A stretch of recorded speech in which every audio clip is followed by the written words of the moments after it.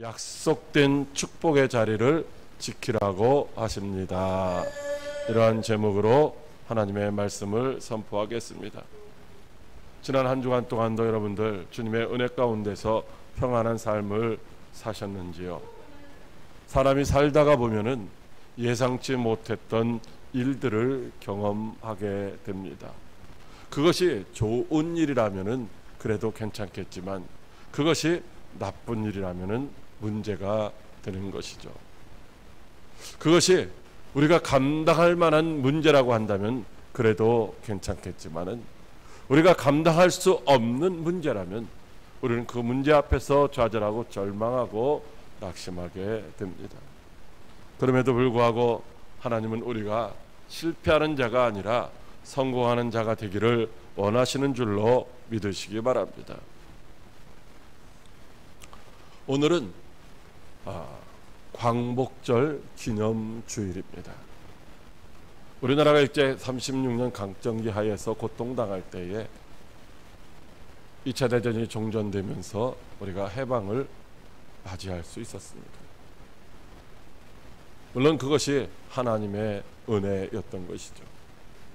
그러나 그런 하나님의 은혜가 가만히 있을 때 우리에게 주어지는 것이 아니라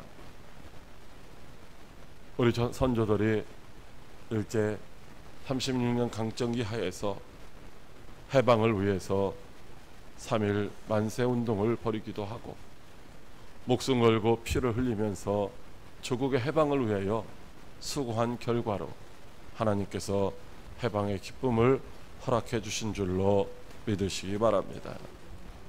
그러므로 오늘날도 역시 우리가 설사 살아가는 동안에 힘들고 어려운 문제를 만난다 할지라도 결코 낙심하거나 좌절하는 것이 아니라 하나님을 믿고 신뢰하며 부르짖어 기도하다가 응답받고 승리하는 삶을 살아갈 수 있는 저와 여러분들이 다 되시기를 주님의 이름으로 축복합니다.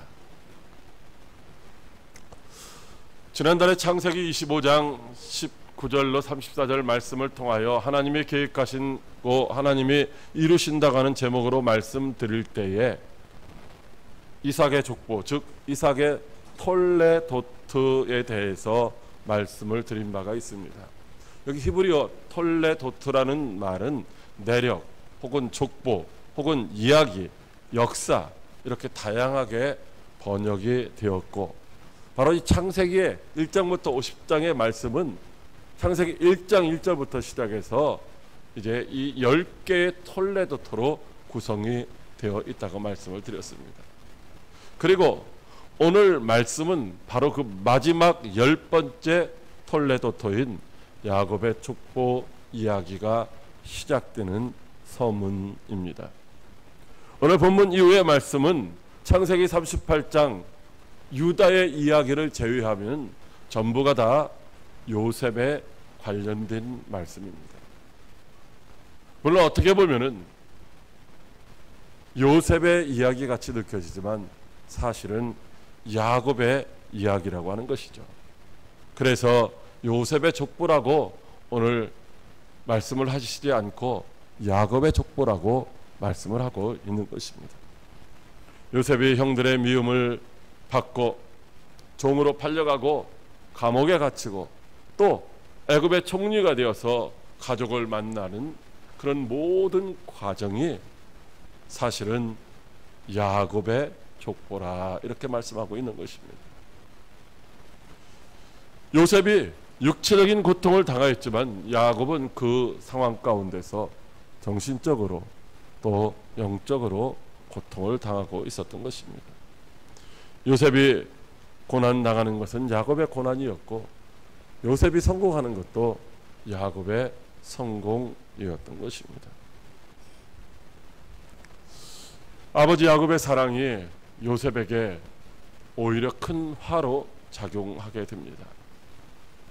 하나님이 요셉에게 주신 그 아름다운 꿈이 오히려 형들로부터 미움을 받게 되는 원인이 되고 있습니다. 야곱은 자기 인생 여정 속에서 자식을 잃은 슬픔 가운데서 고통스러운 세월을 보냈습니다. 그러나 결국은 야곱에게는 평안한 노후가 준비되어져 있었고 요셉에게는 그 꿈이 성취되는 애굽의 총리가 되는 축복이 임했던 것입니다. 오늘날 우리들에게도 아무도 예상하지 못했던 문제가 생길 수가 있습니다. 아니 어쩌면 우리가 그런 문제 가운데 이미 고통을 당하고 있는지도 모릅니다.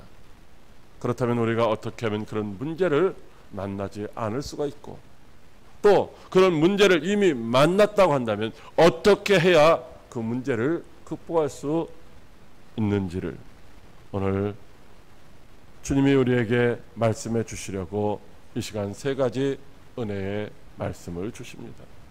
첫째로 약속된 자리에 있어야 한다고 하십니다. 창세기 30장 1절에 하나님께서 모세를 통하여 이렇게 말씀하십니다. 야곱이 가나안 땅 곧 그의 아버지가 거류하던 땅에 거주하였으니 아멘. 야곱은 떠돌이하는 나그네의 삶을 살았습니다. 물론 어머니의 품에 오랫동안 있었죠. 여러분 야곱이 어머니의 품을 떠나서 이제 하나님으로 갈 때의 나이가 우리가 79세로 보고 있습니다. 그때까지 결혼도 못했던 것이죠. 79세의 나이. 어떻게 보면 우리로 보면 노인인데 그때 이제 그는 나그네의 삶을 시작하기 시작합니다. 외삼촌이 살고 있던 바단 아람으로 가서 거기서 20년을 살면서 11명의 아들과 1명의 딸을 얻게 됩니다. 그리고 20년 타향살이를 끝내고 고향으로 돌아오게 되죠. 그러나 그가 아버지의 집을 출발했던 헤브론으로 직접 가지를 않고 가축들이 좋아할 것 같은 숫곳이나 혹은 세겜이나 이런 곳에 머물기도 했고 또 하나님을 만났던 베델에 가서 거주하기도 하였습니다. 그러나 오늘 말씀에 보면 야곱이 가나안 땅 곧 그의 아버지가 거류하던 땅에 거주하고 있다라고 말씀하고 있습니다. 그곳이 바로 헤브론인 것이죠. 그곳은 하나님께서 그의 조부인 아브라함에게 약속해 주신 땅입니다. 비록 아주 작은 것이지만 하나님께서 아브라함에게 허락하심으로 말미암아 아브라함이 헷 족속으로부터 매입한 소유지가 있는 곳입니다. 야곱은 이삭의 둘째 아들로 태어났지만 장자의 축복을 소유했습니다. 그래서 아버지 이삭이 물려받았던 그 기억과 그 신앙을 계승할 자가 되었던 것입니다. 다시 말하면 그곳은 축복이 약속되어져 있는 곳인 줄로 믿으시기 바랍니다. 물론 그때 야곱이 아버지 이삭이 그곳을 살고 있었고 야곱은 그곳에서 아버지 이삭을 모시고 약 18년 동안을 살게 됩니다. 그리고 아버지 이삭이 죽은 후에는 계속해서 그곳에 머물게 되는 것이죠. 흉년이 들어서 먹을 것이 없을 때에도 야곱은 그곳을 결단코 떠나지 아니하려고 했던 것입니다.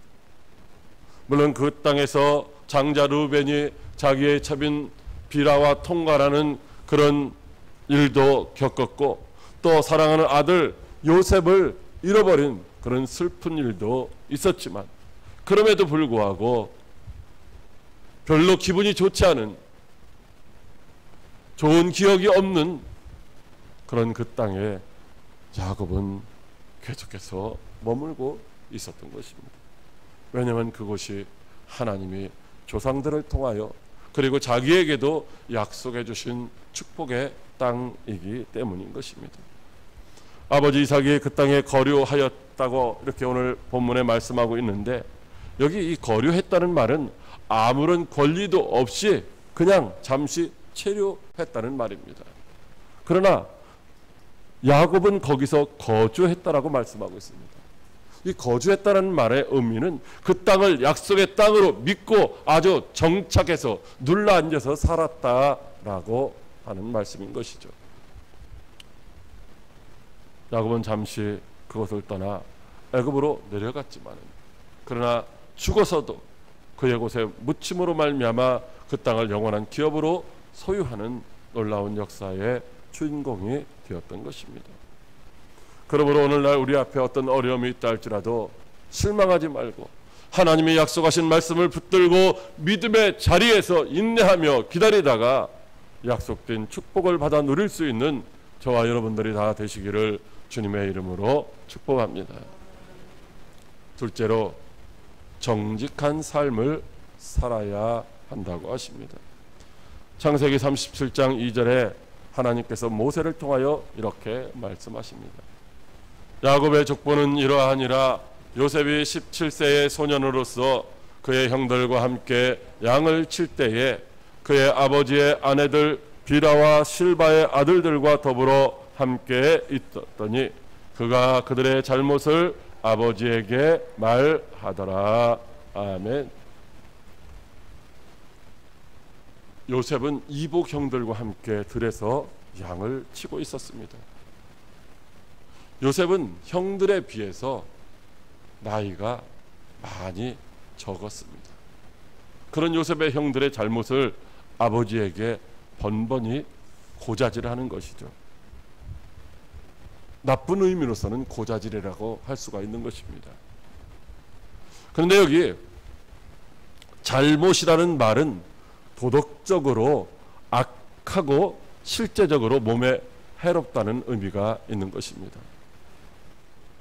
그래서 도덕적으로 악한 것은 당시에 좋고 즐거워 보일 수는 있지만은 실제적으로는 몸에 해로운 것이다 라고 말씀하고 있습니다. 그러므로 요셉이 형들의 잘못을 아버지에게 말하였다고 하는 것은 요셉이 도덕적으로 악한 일에 동화되거나 타협하지 않으므로 실제적으로 해로운 일을 행하지 아니했다라는 말씀인 것이죠. 그렇습니다. 요셉은 결코 악을 용납하지 않았습니다. 그 일로 인하여 형들에게 미움을 받았지만은 요셉은 악을 용납하지 않는 일을 계속해서 실천하였던 것입니다. 요셉은 형제들이 행하는 그 악한 일을 직접 해결할 만한 힘은 없었지만은 그 악한 일에 휘말리지도 않고 아버지에게 말함으로 말미암아 그 악을 막는 일에 최선을 다하였던 것입니다. 요셉은 훗날 애굽의 시위대장 보디발의 집에서 종살이 할 때도 있었습니다. 그때 주인의 아내가 요셉에게 동참하기를 계속해서 유혹했지만 악한 일에 그는 빠져들지를 않았던 것입니다. 요셉은 그것이 하나님께 죄를 짓는 큰 악임을 깨달았습니다. 내가 이 큰 악을 행하여 하나님께 죄를 지을 수 없다며 그는 정직하게 행하였던 것입니다. 그런데도 그 일로 인하여 모함을 당하고 오히려 감옥에 갇히게 되었습니다. 참으로 요셉으로서는 억울한 일이 아닐 수가 없습니다. 그러나 그 일로 인하여 바로의 꿈을 해석할 수가 있었고 애굽의 총리가 될 수 있었던 줄로 믿으시기 바랍니다. 사랑하는 광역교회 성도 여러분, 때로는 우리가 악을 미워하고 불의를 배척하다가 어려움을 당할 수도 있습니다. 진리를 따르며 정직한 삶을 살면은 당장은 손해를 볼 수도 있다는 것입니다. 여러분, 지금 정치하고 있는 많은 사람들 보면은 그들의 이력에 감옥에 갔다 온 것들이 많이 기록이 되어 있습니다. 민주화를 위한 이제 투쟁을 했고 무엇인가 옳은 일을 위하여 이제 행하다가 감옥에 갔던 사람들도 많이 있습니다. 물론 그렇지 않은 사람들도 있지만 말입니다. 하나님은 정직하게 행하는 자를 보호하신다고 약속해 주신 줄로 믿으시기 바랍니다. 정직히 행하는 자에게 좋은 것을 아끼지 아니하시고 풍성하게 베풀어 주시는 분이십니다. 결국은 하나님께 복을 받고 아름다운 땅을 차지할 수 있게 되는 줄로 믿으시기 바랍니다. 그러므로 우리 앞에 있는 환경이나 사람을 의지하지 마시기 바랍니다. 하나님이 옳다고 하시면 그것은 옳은 것이고 하나님이 죄라고 하면 그것은 죄가 되는 것입니다. 동성애를 아무리 많은 사람들이 지지한다고 하더라도 하나님이 그것을 죄라고 하면 우리는 그것을 죄라고 말해야 하는 것입니다. 불의와 불법이 낙한 일에 우리가 침묵하면은 결코 그것은 우리 스스로를 죽이는 죄가 되는 것입니다. 요셉은 악을 미워하다가 형들에게 미움을 받아 종으로 팔려갔습니다. 그러나 하나님은 정직히 행한 요셉을 보호하시고 오히려 애굽의 총리가 되는 복을 주신 줄로 믿으시기 바랍니다. 그러므로 하나님의 뜻이 무엇인지를 분별하고 그 뜻대로 정직하게 행하다가 잠시 잠깐 고난을 당할지라도 마침내 하나님의 보호하심과 축복하심을 받아 누릴 수 있는 저와 여러분들이 다 될 수 있기를 주님의 이름으로 축복합니다. 셋째로 진리를 사수하라고 하십니다. 창세기 37장 5절에 하나님께서 모세를 통하여 이렇게 말씀하십니다. 요셉이 꿈을 꾸고 자기 형들에게 말하매 그들이 그를 더욱 미워하였더라. 아멘. 요셉은 악한 일을 하는 형들을 아버지에게 말하였습니다. 형들이 그럴 때마다 미워하였지만 그래도 그는 그 옳은 일을 멈추지 않고 했던 것입니다.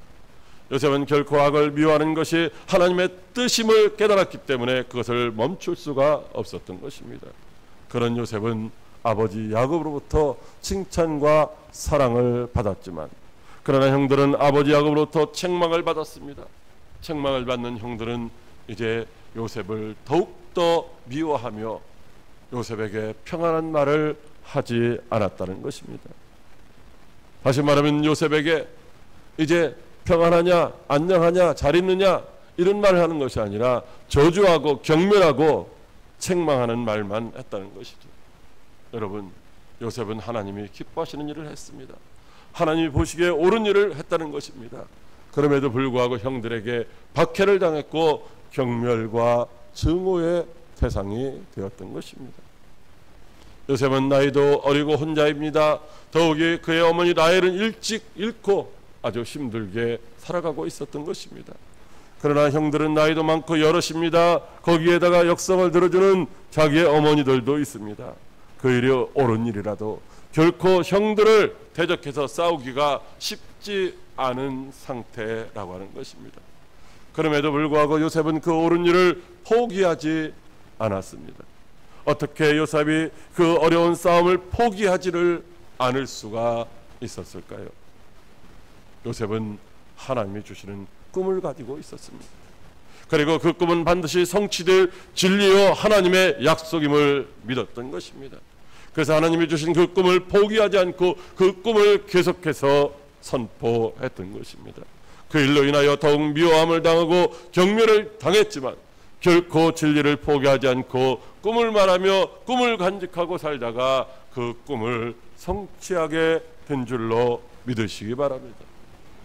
요셉의 꿈이 성취되기까지는 그 꿈은 참으로 허황된 것 같이 보였습니다. 요셉이 종살이하고 요셉이 옥살이하는 동안에 그 꿈은 불가능한 것 같이 보였습니다. 그럼에도 불구하고 요셉은 그 꿈을 포기하지 않고 간직했습니다. 환난과 핍박과 고난 중에도 타협하지 않고 진리의 말씀을 따라 살았습니다. 하나님이 주신 모든 것이 바로 진리이며 진리는 반드시 성취된다고 믿었기 때문입니다. 그 결과 요셉은 그 꿈대로 애굽의 총리가 되었고 가족과 민족을 구원하는 영광스러운 의의 병기로 쓰임받은 줄로 믿으시기 바랍니다. 사랑하는 광역교회 성도 여러분, 오늘날 우리 앞에는 진리보다도 비진리가 더 판을 치고 있습니다. 가짜가 진짜처럼 사람들을 미혹하며 속이려 하고 있습니다. 이럴 때일수록 우리는 더욱 진리의 복음을 사수하기 위하여 피 흘리기까지 싸워야 될 줄로 믿으시기 바랍니다. 진리를 선포하지 않는 침묵은 자신을 죽이는 독약입니다.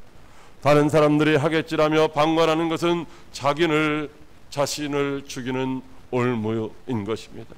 악한 영들이 판을 치는 이 시대를 우리는 바로 분별해야 합니다.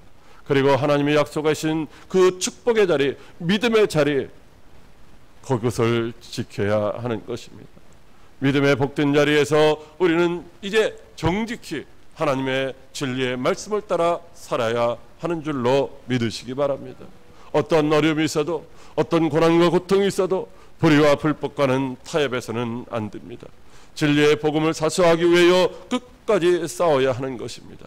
그렇지 않으면 우리도 야곱이 고백한 것 같이 슬프고 고통스러운 험악한 세월을 보내게 될 수 있다는 것입니다. 하나님이 죄라고 하면 죄입니다. 하나님이 가증한 것이라고 하면 그것은 가증한 것입니다. 예수님이 가늠한 여인을 용서하셨지만 그에게 말씀하시기를 다시는 죄를 짓지 말라고 말씀하셨습니다. 예수님은 결코 죄를 방관하거나 용납하신 것이 아닙니다. 예수님은 죄에 대해서 결코 침묵하지 아니하시고 오히려 독사의 새끼들이라고 책망을 하셨던 것입니다. 그러므로 우리도 잘못하는 사람들이 있다고 해서 혐오해서 비판하고 방관하는 것은 아닙니다. 동성애자들도 혐오해서는 안 됩니다. 그들을 진정으로 위한다면 그들을 방조하는 것이 아니라 거기서 탈피할 수 있도록, 그래서 정상적인 생활을 할 수 있도록 기도하며 도와야 할 것입니다. 그러나 우리는 불의와 불법에 결코 침묵해서는 안 된다는 것입니다. 진리의 복음을 사수하기 위하여 진리의 복음을 외쳐야 합니다. 죄를 죄라고 말할 수 있어야 된다는 것입니다. 아닌 것은 아니라고 말해야 된다는 것이죠. 지금 우리는 사람을 기쁘게 하는 자가 되어서는 안 된다는 것입니다. 십자가 대속의 은혜로 구원받은 우리는 오직 하나님을 기쁘시게 하는 자가 되어야 될 줄로 믿으시기 바랍니다. 천국을 약속하신 하나님을 신뢰하고 힘들고 어렵더라도 정직함과 순전함과 담대함으로 약속의 자리, 믿음의 자리를 목숨 걸고 지키시기를 바랍니다. 그래야 마지막 날에 하나님이 주시는 영광의 면류관 받아쓰고 생명과 평안을 누리시는 복된 성도 여러분들이 다 되시기를 주님의 이름으로 축복합니다. 기도하겠습니다.